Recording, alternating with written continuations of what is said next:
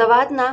Aslali police મથકના ધાડ થતા ગરફોડ ચોરીઓના 3 ગુનાઓમાં છેલ્લા 13 વર્ષથી નાસ્તા ફરતા આરોપીને આણંદ એલસીબી પોલીસે ચિખોતરા ચોકડી નજીકથી ઝડપી લઈ આગળની કાર્યવાહી હાથ ધરી છે। આગામી સમયમાં યોજાનાર લોકસભા સામાન્ય ચૂંટણી દરમિયાન કાયદો અને વ્યવસ્થાની સ્થિતિ જળવાઈ રહે, સમગ્ર ચૂંટણી મુક્ત અને ન્યાયી વાતાવરણમાં યોજાય અને અનિચ્છનીય બનાવ બનતા અટકે તે માટે આણંદ જિલ્લા પોલીસે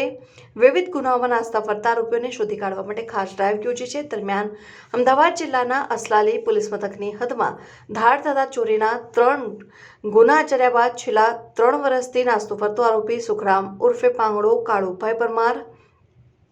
ચિખોતરા ચોકડી ખાતે આવનાર હોવાની બાતમી આણંદ એલસીબી પોલીસને મળી હતી, જેથી પોલીસની ટીમે ચિખોતરા ચોકડી પર વોચ ગોઠવીને નાસ્તા ફરતા આરોપી સુખરામ ઉર્ફે પાંગડો પરમારને અટકાયત કરી વધુ તપાસ અર્થે તેને અસલાલી પોલીસ સ્ટેશન ખાતે સોંપ્યો છે। પકડાયેલ આરોપી સુખરામ ઉર્ફે પાંગડો કાળુભાઈ પરમાર અગાઉ વડોદરા સિટી દેવગઢ બારિયા તથા દાહોદ વિસ્તારમાં ગરફોડ ચોરીઓના 10 જેટલા ગુનાઓમાં પકડાયેલ છે અને એક ગુનામાં 6 વર્ષની સજા પણ ભોગવેલ છે।